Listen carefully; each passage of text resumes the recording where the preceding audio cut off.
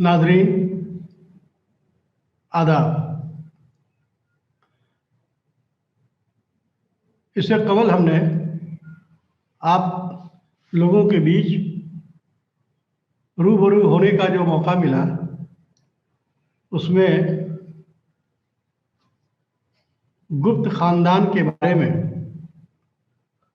और उसके सियासत में क्या हिस्सेदारी थी,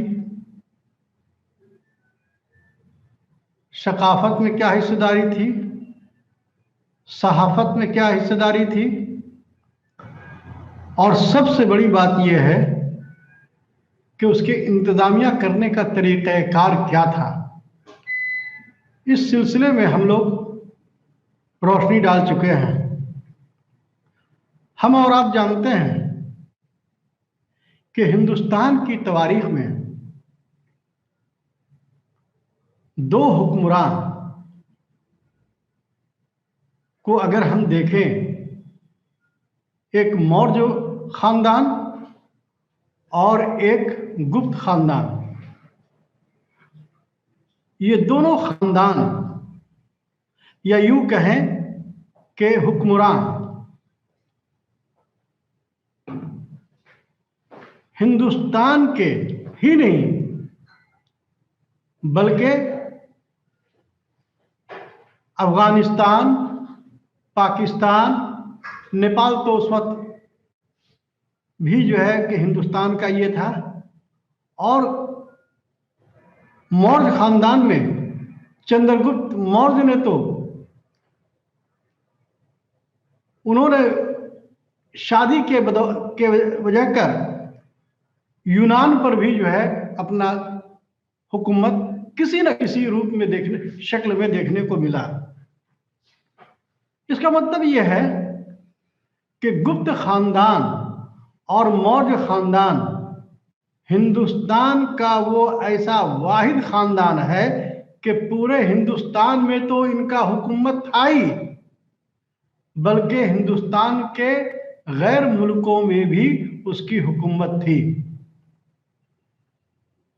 जब गुप्त खानदान का खात्मा होने लगा, जवाल होने लगा, तो स्कंदगुप्त के बाद हम लोग देखते हैं कि गुप्त खानदान का बहुत ही तेजी के साथ जवाल पजीर होनी शुरू हो गई। लेकिन उस जवाल पजीर होने के बाद ये बात सही है कि उसके बाद भी बहुत सारे ऐसे हुक्मरान हुए जिसकी हैसियत एक बड़े हुक्मरान की हैसियत नहीं रही, लेकिन जागीरदाराना निज़ाम उस जमाने में भी जो है किसी न किसी शक्ल में मौजूद थी। और गुप्त खानदान के बाद हम देखते हैं कि उस निज़ाम में सबसे पहले पुष्यभूति वंश खानदान हुक्मरान अमल में आई। ये सब सारे जो लोग थे वो लोग मगध में मालवा, गौड़ शासक, थानेश्वर में पुष्यभूति खानदान, ये सारे जो है गुप्त खानदान में जागीरदाराना हैसियत रखती थी। लेकिन गुप्त खानदान के जवाल का एक बहुत बड़ा वजह अगर मानी जाए तो हुन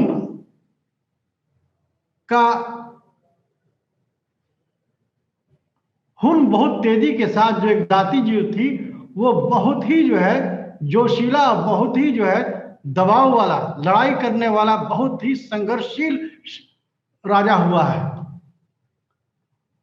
और हुन जो थे उसके असरात गुप्त दौर में भी देखने को मिल रहे हैं और पुष्यभूति के दौर में भी उनको बहुत तेजी के साथ दोनों में लड़ाइयां देखने को मिल रही है। वो चूंकि वो हुन जो थे वो चीनी जो है एक जाति होती थी जो बड़ा ही जोशीला और बहुत लड़ने में माहिर हुआ करते थे, वे लोग भारत पर हिंदुस्तान में आते थे और वो वहां पर अपना जागीरदाराना किसी भी राज्य में, किसी भी रियासत में अपना हुकूमत करती थी और उसका जो है अपना, इसी तरीके से पुष्यभूति जो नाम है उसको बाद में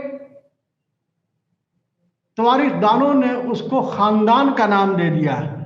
इसका मतलब यह हो गया कि पुष्यभूति जो था वो उस खानदान का सबसे पहला, यानी कि शुरुआती दौर का सबसे पहला हुक्मरान हुआ। और हम उसको हुक्मरान नहीं बल्कि उसकी हैसियत जो थी जागीरदाराना थी। आप और हम जानते हैं कि गुप्त शासन काल में हुकूमत में जो श्री गुप्त जो थे, जो आगाज के दौर में, शुरुआती दौर में इन लोगों ने हुकूमत करना शुरू किया तो अपने लक़ब को उन्होंने महाराज, अधिराज इस तरीके का रखा। इसका मतलब यह है कि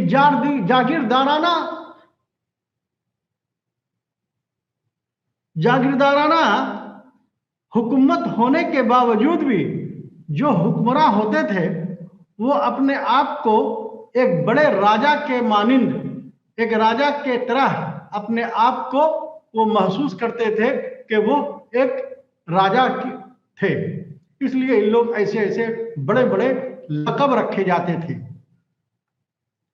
तो पुष्यभूति खानदान जो था वो सबसे पहला उसका जो है वो हरियाणा में, हरियाणा का जो है थानेश्वर एक डिस्ट्रिक्ट है, उसका सबसे पहला मतलब के राजा था। उसी वक्त हुन लोगों का, हुन जातियों का बहुत तेजी के साथ हुकूमत हिंदुस्तान में बहुत तेजी के साथ वो बढ़ना शुरू कर दिया और 647 ईस्वी में पुष्यभूति वंश का खात्मा अगर हम देखें तो हमें यह लगता है कि करीब करीब 50 सालों में यह हुकूमत, जहां से पुष्यभूति से लेकर हर्षवर्धन एक नए खानदान का ये था, उसका सबसे अहमियत वाला और सबसे बड़ा राजा या हुक्मरान जो हुआ वो हर्षवर्धन हुआ। सवाल ये उठता है कि ये पुष्यभूति खानदान जो बाद में वर्धन खानदान में तब्दील हो गया, तवारीख में इसकी अहमियत क्यों है? तवारीख में अहमियत की सबसे बड़ी वजह यह है कि उसकी तारीख, तहजीब और अदब में नुमाया किरदार निभाया है। लेकिन किसी भी खानदान का अगर हम देखते हैं तो उसको हम ये महसूस करते हैं कि आखिर जो है ये कदीमी तवारीख की जानकारी का सबसे अहमियत या सबसे मेन सोर्सेज क्या है, तो हमको ये समझ में आता है। मैंने आपको ये इससे कबल कहा था कि इस तारीख और तहजीब और तमद्दुन का ये गहवारा रहा है ये हुक्मरान। इसीलिए उनके जमाने में एक बहुत बड़ा शायर था, पोएट, कवि वान भट्ट, जिन्होंने अपनी जिंदगी में हर्षचरित और कादम्बरी एक अदब की, सहाफत की एक बहुत मजबूत किताब उन्होंने कायम किया, लिखा, और उससे जो जानकारी होती है तो पुष्यभूति के खानदान का की जानकारी के सबसे अहम जो सोर्सेज हैं वो हर्ष वान भट्ट का हर्ष चरित्र है और कदम्बरी है। लेकिन हम साहित्य के ऊपर, हम अदब के ऊपर जो कदीम तवारीख है उसको हम लोग अहमियत तो देते हैं, लेकिन अहमियत इस बात की होती है कि उनके हुक्मरां के दौर में जो हुक्मरां होते हैं वो अपने जरिया इंस्क्रिप्शन, खुतबा जिसको कहते हैं, वो अपने दौर हुकूमत में लिखते हैं और अपनी कारकर्दगी को किसी न किसी पे लोहे के पत्थर पे या नहीं तो रॉक इडिक पहाड़ों पर अपनी कारकर्दगियों को लिखते हैं ताकि उससे भी हमें पता चलता है। तो इस तरीके से हम समझते हैं कि मधुबन अभिलेख, मधुबन इंस्क्रिप्शन जो कॉपर का है उससे भी जो है उसके खानदान के बारे में और उसकी पूरी जिंदगी के बारे में जानकारी होती है। उसके बाद जो है कुमार गुप्त का दामोदरपुर अभी इंस्क्रिप्शन, उसके बाद जो है शाही मोहरे जो होती हैं उससे भी पता चलता है। उसके बाद जो है कुरुक्षेत्र बनारस का कॉपर अभी इंस्क्रिप्शन, इससे भी जो है हर्षवर्धन या वर्धन खानदान, पुष्पति भूति के खानदान के बारे में जानकारी होती है। इसका मतलब यह हुआ कि लिटरेचर और आर्कोलॉजी के जरिया जो जानकारी मिलती है वो उसकी जो है वो सही मानों में उसकी पूरी जानकारी हमें तवारीख के बारे में जानकारी होती है। उसी तरीके से अब सवाल ये उठता है कि ये हर्षवर्धन जो है, जो खानदान है, वो किस जात से उनका ताल्लुक था। तो व्हीलर और कनिंघम साहब, ये दो ऐसे तवारीखदानों ने कहा है कि ये किसी न किसी ये में जो है ये क्षत्रिय रहे होंगे, राजपूत रहा होंगे, लेकिन कुछ तवारीखदानों ने इन्हें वैश्य जो कारोबारी थे उससे उसकी बात को मतलब कि ये किए कि वो हम उस ये में नहीं जाना चाहेंगे। हम ये बताने की कोशिश कर रहे हैं कि विश्वभूति जो थे उनके बाद प्रभाकर वर्धन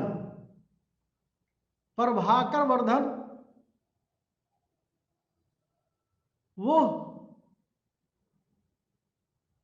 सबसे बड़ा तहजीब का और अदब का राजा गुजरा है, और यहीं से हर्षवर्धन प्रभाकर जो विश्वभूति थी उसके बाद जो है नाम उसका बदल गया और वर्धन खानदान के नाम से जाना गया। इसीलिए पुष्पभूति को बाद में उसका बड़ा बेटा प्रभाकर वर्धन उनका सबसे पहला शक्तिशाली, सबसे मजबूत हुक्मरान गुजरा। उसके 3 बच्चे हुए। एक का नाम था राजवर्धन जो 587 में उसकी पैदाइश है, एक का हर्षवर्धन और जिसका 590 की पैदाइश है, और एक है राजश्री जो 593 की पैदाइश है। इसका मतलब यह हो गया कि राजवर्धन जो थे वो वर्धन खानदान का एक अहम हुक्मरान हुए। लेकिन राजवर्धन के बारे में कहा जाता है कि वो एक फकीराना किस्म के राजा थे। उनकी हैसियत जो थी एक फकीर की जैसा थी और बड़ा ही सेंटिमेंटल किस्म के वो राजा गुजरे हैं। इसीलिए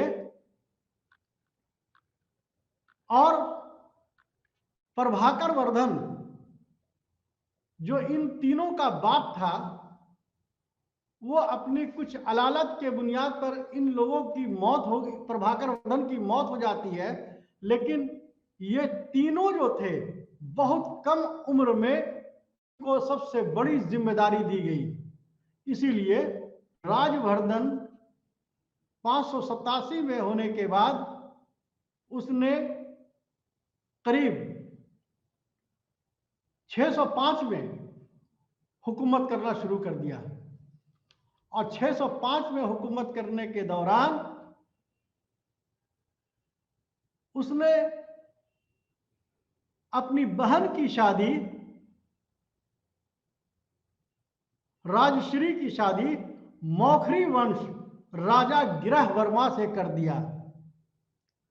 गिरह वर्मा जो था, अब आप खाली अब उसको देखिए कि आप इस पर खाली गौर कीजिए कि वर्धन खानदान एक ऐसा खानदान है जिसको आप बहुत ही जो है गौर से अगर आप देखेंगे तो आपको समझ में आएगा कि इन तीनों राजवर्धन और हर्षवर्धन और राजश्री, ये तीनों जो है कम उम्र में उनके वालिद की साया, उनके जिंदगी के साया हट गए और उनकी माता जो थी, उनकी माँ जो थी, वो उस जमाने में उनको सती कर दिया गया। जाहिर सी बात है कि जब प्रभाकर वर्धन का इंतकाल हो गया तो उस वक्त उनकी अहलिया को सती के जरिया उनको वो उसी ये में खात्मा हो गया। इससे ये पता चलता है कि हर्षवर्धन के हुकूमत में सती प्रथा यानी कि सती का रिवाज था। नाज़रीन, मैं आप तमाम लोगों को मैं बताना चाहता हूं कि यह सती जो प्रथा है, जो रिवाज है, उसका मतलब यह हो गया कि अगर किसी का शौहर इंतकाल हो गया तो उसको जो है उसी आग में उसकी अहलिया को उस जमाने में उन्हीं के साथ जो है खात्मा कर दिया जाता था, खत्म कर दिया जाता था, जिसको हिंदी में सती प्रथा के नाम से जाना गया। इसका मतलब यह हो गया कि हर्षवर्धन के जमाने में सती प्रथा, सती का रिवाज अमल में था। अगर अमल में ना होता तो प्रभाकर वर्धन की अहलिया और राजवर्धन और हर्षवर्धन की मां को इस तरह से गुजरना ना पड़ता। उसके बाद हमने आपको बताया कि राजश्री की शादी मौखरी वंश राजा राजा गिरह वर्मा से हो गई। गिरह वर्मा उस जमाने में कन्नौज, जिसका कदीमी नाम जो है कान्यकूबज और आज का कन्नौज, और ठीक जो है उत्तर प्रदेश में करीब, आपको हम इसलिए आपको बता रहे हैं कि कानपुर से 40 किलोमीटर की दूरी पर एक शहर है जिसको आज भी कन्नौज कहा जाता है। और वो कन्नौज आज भी इत्र के लिए और बहुत ही ज्यादा मतलब कि मशहूर है, इत्र और तंबाकू के लिए। इसका मतलब यह हो गया कि थानेश्वर हरियाणा में हर्षवर्धन की शुरुआत हुई और उनके बहनोई जो राजश्री की शादी जो गिरह वर्मा से कन्नौज में हो गई, इसका मतलब यह है कि हरियाणा से कन्नौज के बीच में शादी के बुनियाद पर दो खानदान एक जगह मिल गए। अब क्या होता है कि ये राजश्री का जो शौहर था, जिसका नाम जो था वो गिरह वर्मा था, उस गिरह वर्मा को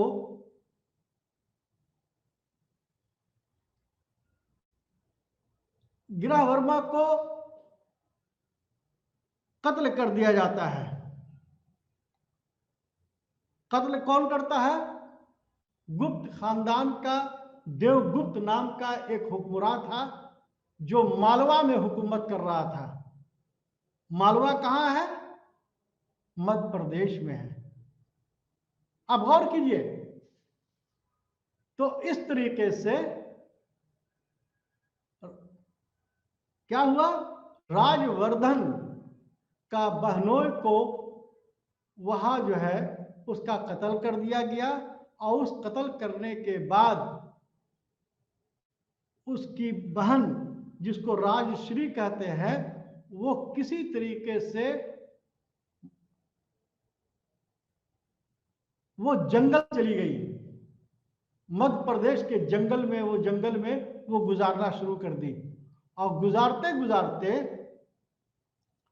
तो जब राजवर्धन को मालूम हुआ कि गिरह वर्मा को जो है इन लोगों ने, देवगुप्त ने कत्ल कर दिया, तो ये देवगुप्त मिलकर और उस जमाने में जो शशांक, जो गौड़ हुक्मरान था, जो बंगाल, जिसमें मुर्शिदाबाद का ये था, वो दोनों में बहुत दोस्ती थी, देवगुप्त में और शशांक के बीच में। इन लोगों ने क्या किया कि राजवर्धन जो है को जब मालूम हुआ कि मेरे बहनोई गिरह वर्मा को कत्ल कर दिया गया, तो वो दोनों मिलकर राजवर्धन को कत्ल कर दिया। और जब कत्ल कर दिया तो उसकी बहन जो है, चूंकि नहायत खूबसूरत थी, तो वो खामोशी के साथ वो जंगल में चली गई। एक पहलू है। दूसरा पहलू यह है कि राजवर्धन जो है वो बहुत ही सूफियाना नेचर का था, बहुत ही मजहबी था, हिंदू धर्म का मानने वाला था, और अदब में और सहाफत में उसकी बहुत ही रुचि थी। हमने आपको इसके बारे में ये बताया कि चूंकि वो ऐसा हुक्मरान था कि जो राजा कम और लेकिन उसकी अदबी हैसियत ज्यादा थी। इसी बीच में जब मालूम हुआ हर्षवर्धन को कि मेरे भाई को इन लोगों ने मार दिया है, तो उस जमाने का जो भांडी, जो हर स्टेट में जो चीफ मिनिस्टर होते हैं, आज भी आज की भांति चीफ मिनिस्टर होते हैं, उस वक्त वो एक भांडी जो है हुकूमत कर रहा था। उन्होंने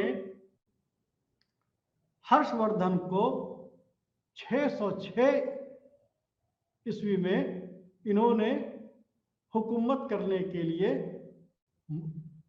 सिर्फ 16 साल के लड़के से उसको तख्त नशी कर दिया। और तख्त नशी करने के बाद वो राजा बन गया। अब गौर कीजिए कि वो हर्षवर्धन जिसने अपनी बहनों को कत्ल होते हुए देखा, अपने भाई को कत्ल होते हुए देखा, अपने बाप को कम उम्री में इंतकाल होते हुए देखा, और अपनी माँ के साया भी वो सती की वजह कर चला गया हो, तो वो इंसान किस तरीके का होगा इसका अंदाजा आप लगा सकते हैं। और उसकी बहन वो उससे बहुत दूर जंगल में चली गई, कई सालों तक पता नहीं चला।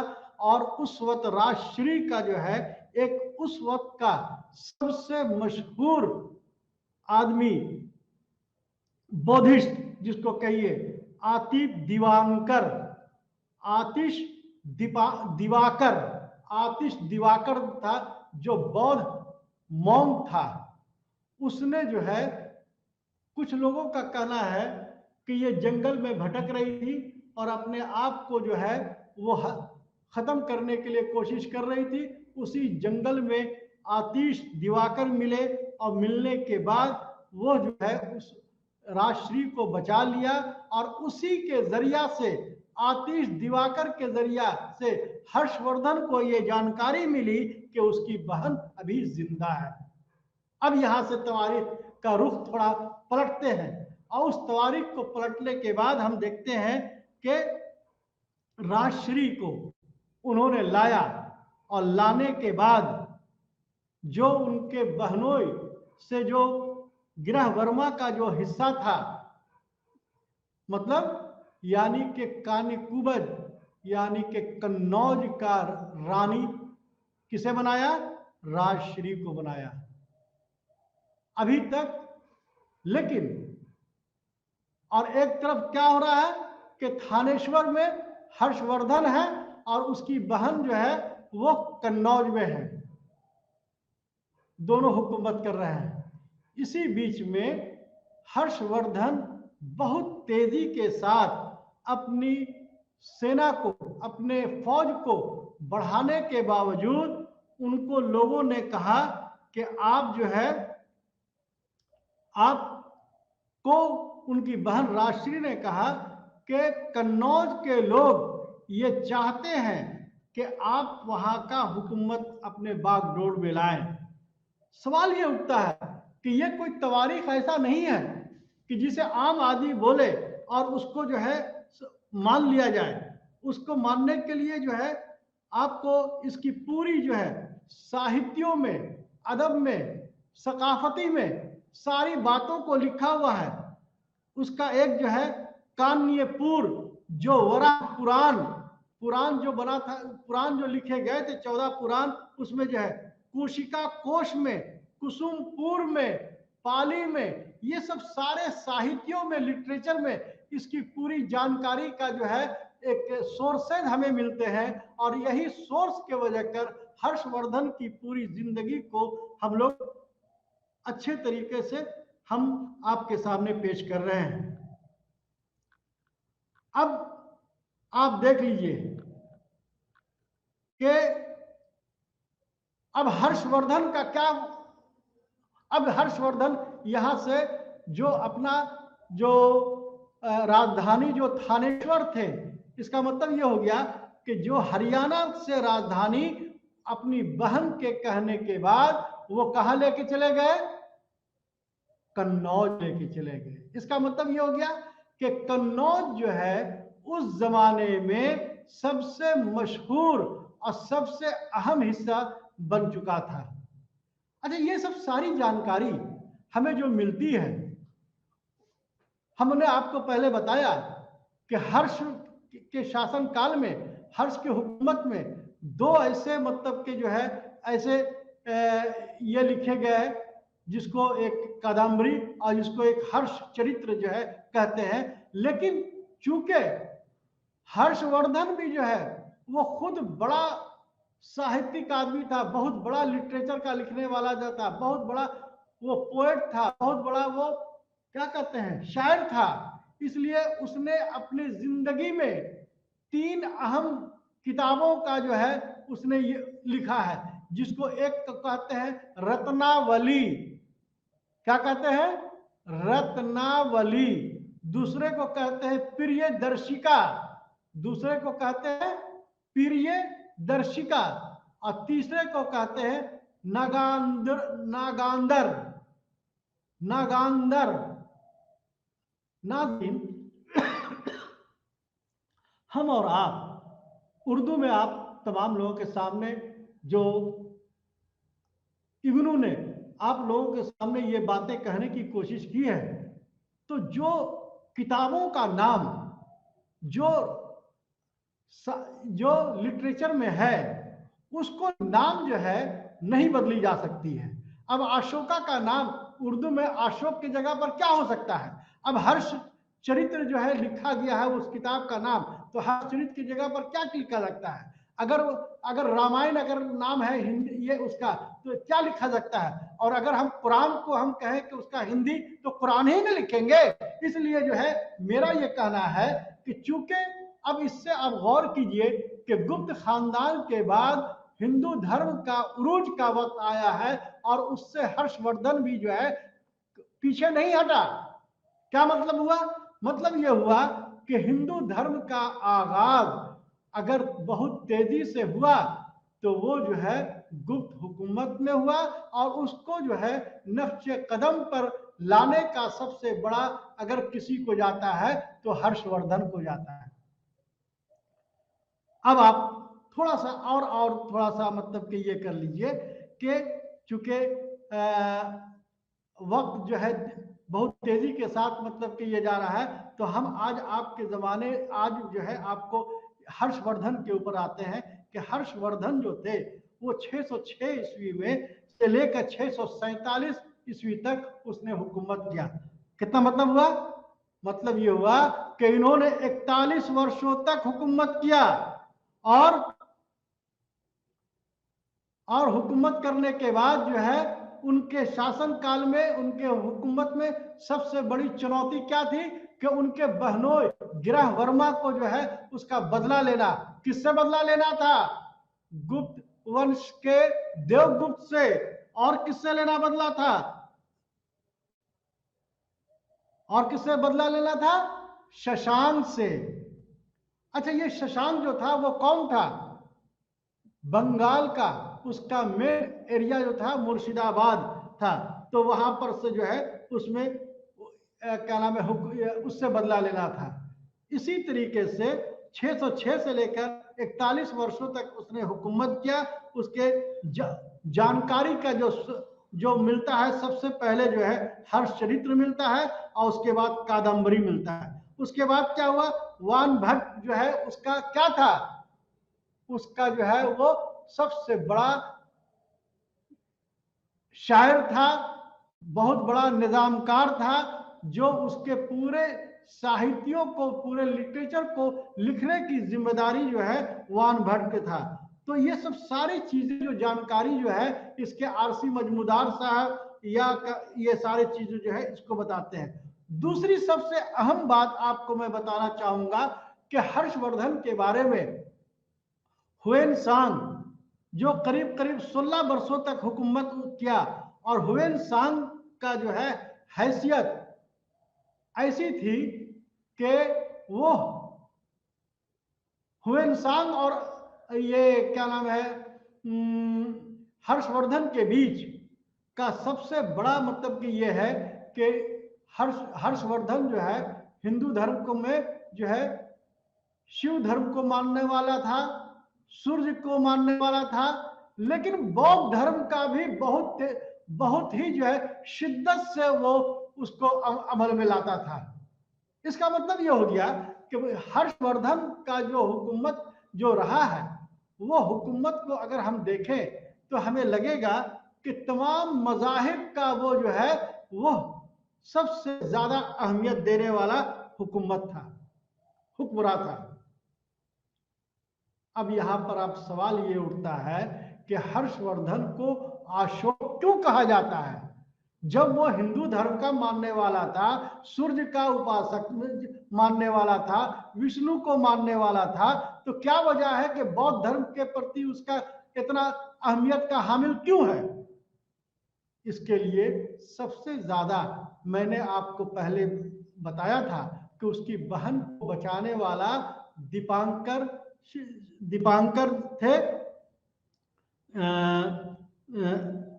आतिश दिवाकर आतिश दिवाकर थे, जिसको उसने बहन को बचाया था, जो बौद्ध धर्म से बहुत ज्यादा क्या नाम है वो मतलब कि ये वो बौद्ध भिक्षु था, वो बौद्ध मॉन्क्स था। वो जो है उसको ने देखा कि मेरी बहन को इसने बहुत ये से किया, तो बौद्ध धर्म के प्रति उसको हमदर्दी होनी शुरू हो गई। उसी बीच से चाइना से जो है जो आए वो कौन आए? हुएन सांग आए। 16 वर्षों तक के जो है वो हिंदुस्तान में रहे, और हिंदुस्तान हर्षवर्धन की पूरी जानकारी, उनके शासन काल के बारे में पूरी जानकारी हमको कहां से मिलती है? हर्षवर्धन के से मिलती है। और ये हर्षवर्धन ने जो लिखा था, जो ह्वेन सांग ने जो लिखा था, उस किताब को कहते हैं CUQ किताब का नाम हुआ। यानी कि जो किताब में इन्होंने ह्वेन सांग ने जिक्र किया है, पूरा लिखा है तफसील से, उस किताब का नाम है CUQ। अब आप देख लीजिए, हर्षवर्धन के लिए सबसे बड़ी बात यह थी कि देवगुप्त और शशांक, जो इन लोगों ने उसके भाई को कत्ल किया था, तो वो जो है सबसे पहले उससे बदला लेना था। उसको उन्होंने क्या किया कि गौड़ को और देवगुप्त को दोनों को खात्मा कर दिया। इसका मतलब यह हो गया कि अब वो हरियाणा से कन्नौज, कन्नौज से मालवा, मालवा से लेकर के बंगाल तक उसकी हुकूमत बढ़ती चली गई। अब आप गौर कीजिए, ये बात अलग है कि ह्वेन सांग जो है वो गौड़ के बारे में, यानी शशांक के बारे में, वो थोड़ा सा बहुत ज्यादा रोशनी नहीं डालते हैं, लेकिन दूसरे तवारीखदानों ने जो है इसके बारे में बहुत ही जो है अच्छे से मतलब कि ये किया है। हर्षवर्धन के का जो चीफ मिनिस्टर था, कुछ लोग तो उसके कहते हैं कि वो उसका मामा था, जिसका नाम था भांडी। क्या नाम था? भांडी। वही जो है हर्षवर्धन को हुकूमत करने के लिए, जिस तरीके से मुगल खानदान में बैरम खां की स्थिति अकबर के लिए थी, उसी तरीके से हर्षवर्धन के लिए भांडी की हैसियत थी। उन्होंने वहां पर हुकूमत को संभाला और वो बहुत तेजी के साथ जो है ये किया। इसके बाद जो है भांडी के साथ जो है इन्होंने बंगाल का भी जो है ये किया। अब शशांक जो है वो बिहार की तरफ, खासकर मगध की तरफ वो नजर डाला।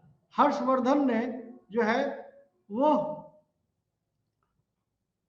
मगध, ये लोगों का ये कहना है कि मगध में भी जो है इन्होंने तेजी के साथ अपनी हुकूमत को कायम कर लिया था। इसके बाद जो है आसाम में हर्षवर्धन के बारे में कहा जाता है कि ह्वेन सांग को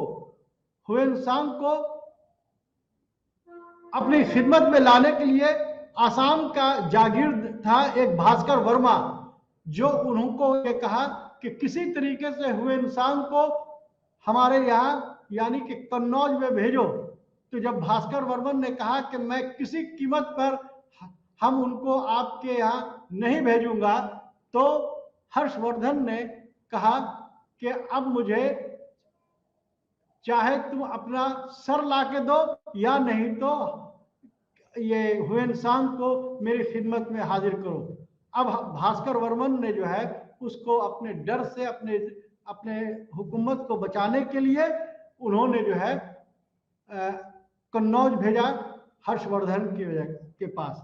इसका मतलब यह है कि जो हुक्मरान आसाम में, कामरूप जिसको कहते हैं, आसाम में भास्कर वर्मन को वो हुक्म दे रहा है कि चाहे तुम ये ह्वेन सांग को भेजो या नहीं तो तुम अपना सर ला करके दो। इसका मतलब यह है कि किसी न किसी शक्ल में भास्कर वर्मन हर्षवर्धन का जागीरदार होगा, यानी कि वो उसी के जागीर में जो है वो हुकूमत कर रहा होगा। ये बात एकदम बिल्कुल कहीं पर से एकदम ये नहीं कहा सकता है। इसी तरीके से हर्षवर्धन बहुत तेजी के साथ अपनी हुकूमत को वो बढ़ा रहा था, लेकिन क्या हुआ, उसकी नजर जो है वो दक्षिण की तरफ वो बढ़ी, और वहां पर जो है राष्ट्रकूट जो है वो बहुत तेजी के साथ दक्षिण में हुकूमत कर रहे थे।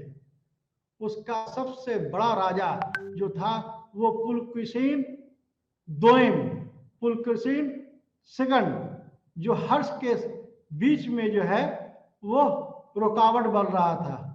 तारीखदानों का ये कहना है कि नर्मदा नदी के पास डॉक्टर मजमूदार भी इस बात के लिए कहते हैं कि नर्मदा नदी के पास दोनों के बीच में जबरदस्त लड़ाई हुई। किसके बीच में? पुलकेशिन सेकंड और हर्षवर्धन के बीच, ये दोनों के बीच में लड़ाई हुई। नाज़रीन, हम और आप ये सोचिए कि जो नर्मदा कहाँ है, और गुजरात में, और कन्नौज कहाँ है, उत्तर प्रदेश में। तो जाहिर सी बात है कि आज की तरह कोई हवाई जहाज तो था नहीं। सारे लोग फौज जो है घोड़सवारी के जरिए गए थे, पैदल सेना गए थे।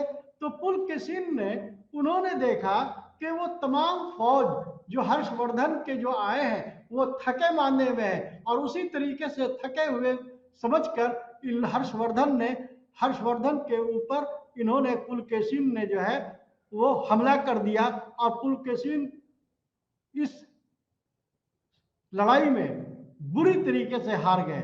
इसका मतलब यह हो गया, कुछ जो है, इसका मतलब यह हो गया कि हुक्म वो जो है वहां पर पुलकेशिन सेकंड ने जो है उनको दक्षिणी की तरफ जाने से रोक दिया, और वो बहुत तेजी के साथ वो फिर पीछे की तरफ हुआ, यानी कि हर्षवर्धन को वापस होना पड़ा। उसके बाद क्या हुआ कि वल्लभी के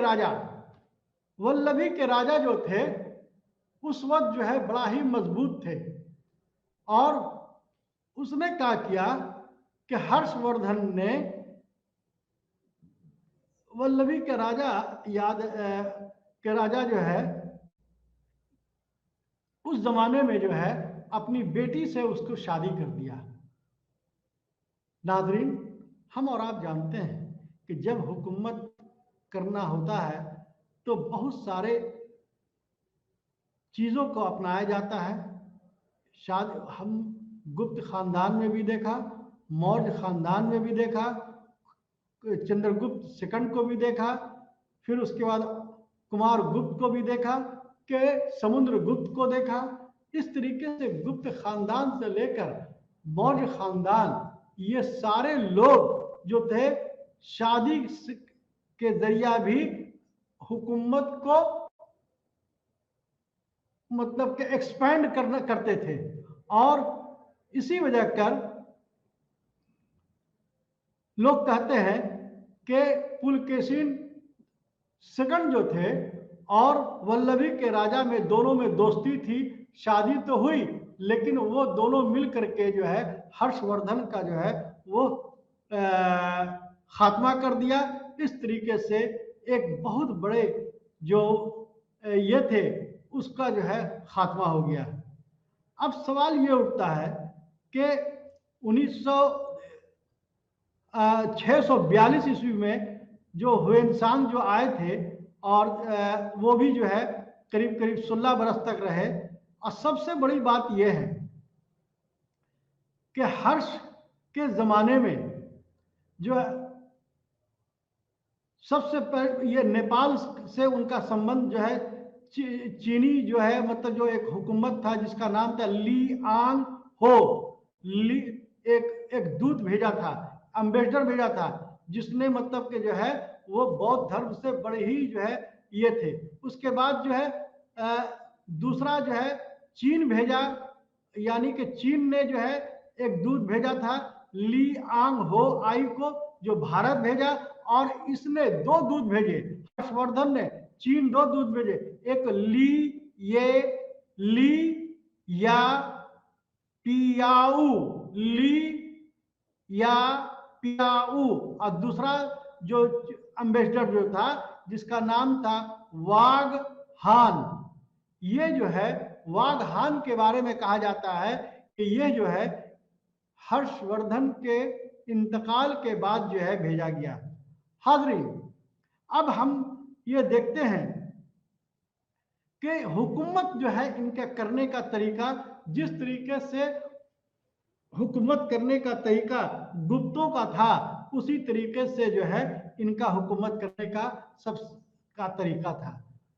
समाज 4 भागों में बटा हुआ था। 4 ये में था, ब्राह्मण, क्षत्रिय, वैश्य और शूद्र। तो ये 4 लोग जो थे, तो जो सती प्रथा जो होता था अमूमन वो वैश्य या शूद्र में होते थे, लेकिन प्रभाकर वर्धन की अहलिया का जो है सती का होना, इसका मतलब ये होता है कि सती प्रथा का रिवाज इनके जमाने से ज्यादा हो गया था, यानी कि वर्धन खानदान के बाद। तीसरी बात यह है कि हर्षवर्धन जो है बड़ा ही लिबरल किस्म का राजा था, वो बड़ा ही मजहबी किस्म का राजा था, और यही वजह है कि उनके हुकूमत में, जिस तरीके से उनके हुकूमत में इलाहाबाद में प्रयागराज जो कहा जाता था, उसको महामोक्ष परिषद, इसका मतलब यह हो गया कि एक बैठक यानी कि कॉन्फ्रेंस होता था।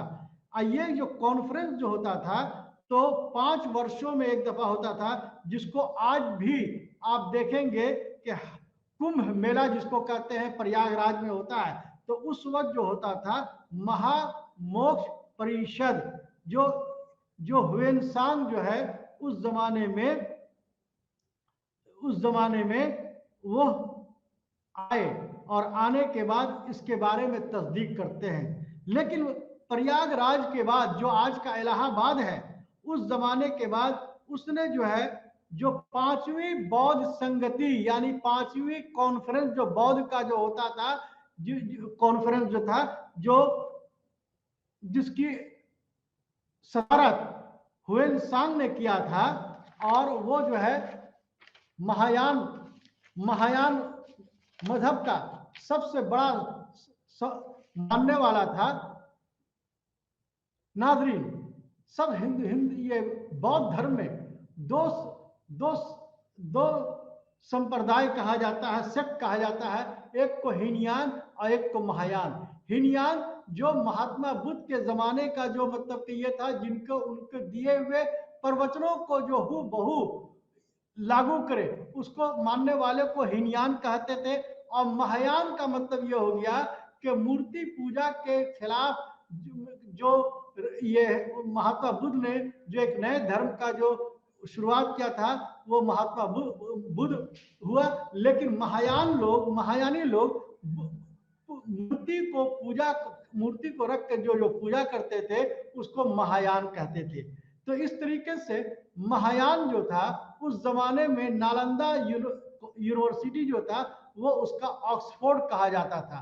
महायान का ऑक्सफोर्ड कहा जाता था, जिसका प्रोफेसर ह्वेनसांग था, जिसका स्टूडेंट भी ह्वेनसांग रहा, और जिसकी ये क्या नाम है, ये कन्नौज में जो एक संगति हुई, यानी कि जो बैठक हुई, कॉन्फ्रेंस हुई, उसकी सदारत जो है कौन कर रहे हैं? ह्वेनसांग कर रहे हैं। इसका मतलब ये हो गया कि ह्वेनसांग जो है वो बौद्ध धर्म को प्रति, बौद्ध धर्म से करीब लाने का सबसे बड़ा अहम रोल अगर किसी का रहा है तो वो कौन था? ह्वेनसांग था। इसका मतलब ये हो गया कि हर्षवर्धन हिंदू धर्म के साथ शिव और सूर्य धर्म के साथ साथ बौद्ध धर्म का भी मानने वाले था, यानी कि तमाम मजहबों को वो इज्जत की निगाह से देखता था। और इसी वजह कर जो है इसको जो है बड़ा अहम राजा माना जाता है। हर्षवर्धन का जो है जिस तरीके से हम और आप जो घोड़े का सबसे बड़ा सेनापति हुआ करता था।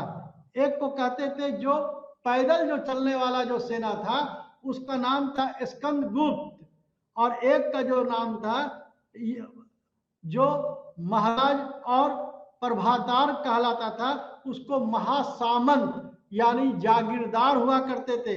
उसी तरीके से जो राजाओं को देखभाल करने वाला उसको उपरिक या विश्वपति कहा जाता था। इस तरीके से हम अगर देखते हैं तो हमको ये लगता है कि इस निज़ाम को चलाने के लिए बहुत तरह का जो है ये रिवाज कायम था। उसी तरीके से अब आप ये देखिएगा कि हर्षवर्धन के जमाने में सामंतवाद तो था ही, फ्यूडलिज्म भी था।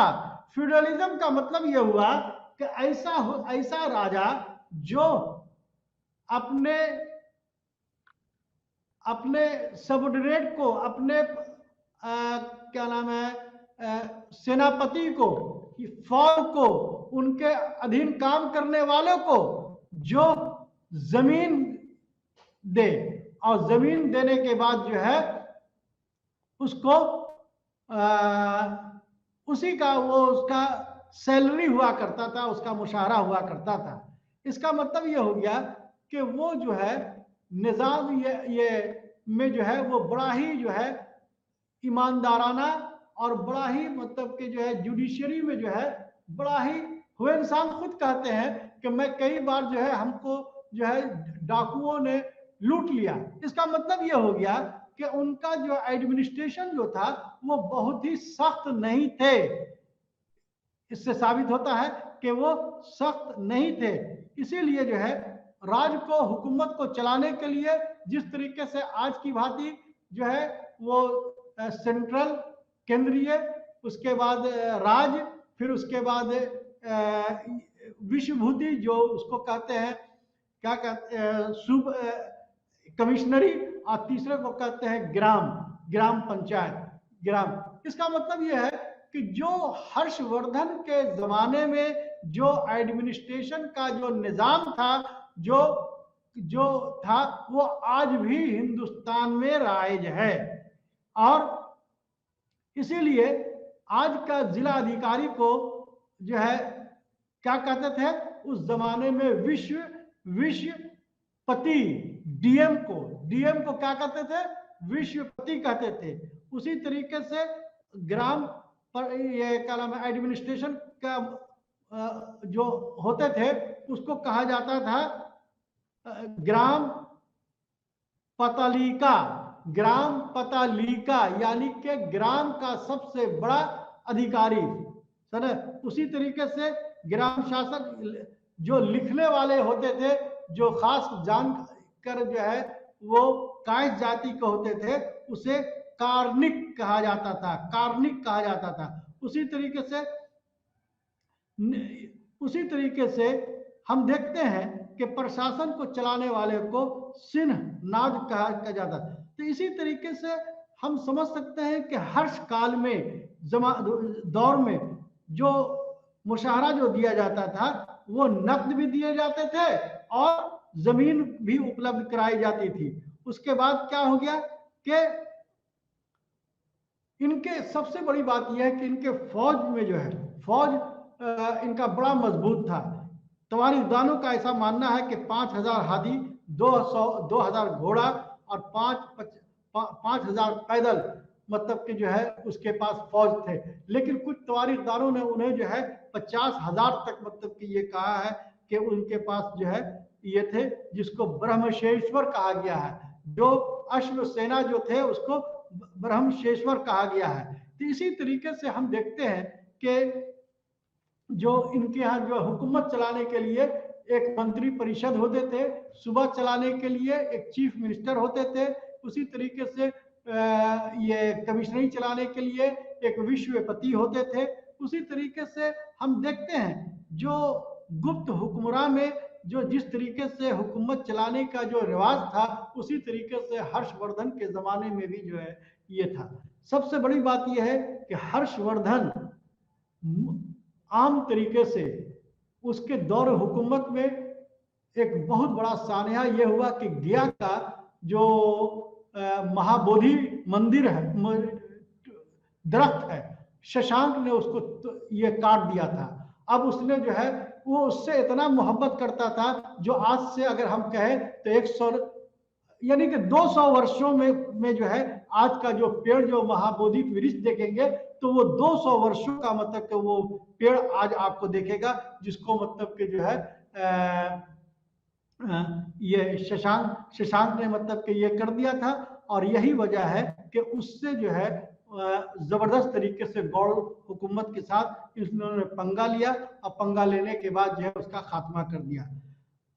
नाज़रीन, मैं आपको विश्वपति जो हुक्मरान जो मतलब के हुए हैं उसके से जो है हर्षवर्धन का जो है हमने मतलब कि ये किया कि 500 से लेकर 700 ईस्वी के बीच में ये दो हुक्मरान जो मतलब कि जो रहे, जिसका मतलब कि ये जो है बड़ा ही उरूज का वक्त रहा है, जिसके दौर में चालुक्य, पल्लव, गौड़ और उसके बाद जो है देवगुप्त और उसके बाद पुलकेशिन यानी कि राष्ट्रकूटाज, ये सब सारे ऐसे शासक थे जिनको हर्षवर्धन अपनी जिंदगी में जो है उससे लड़ाई लड़ता रहा। लेकिन सबसे अगर हम उसको देखते हैं कि उसकी जिंदगी का सबसे खराब दौर हम देखते हैं कि अपनी जिंदगी के दौर में उसको बाप से महरूम होना पड़ा, अपने बहन से महरूम होना पड़ा,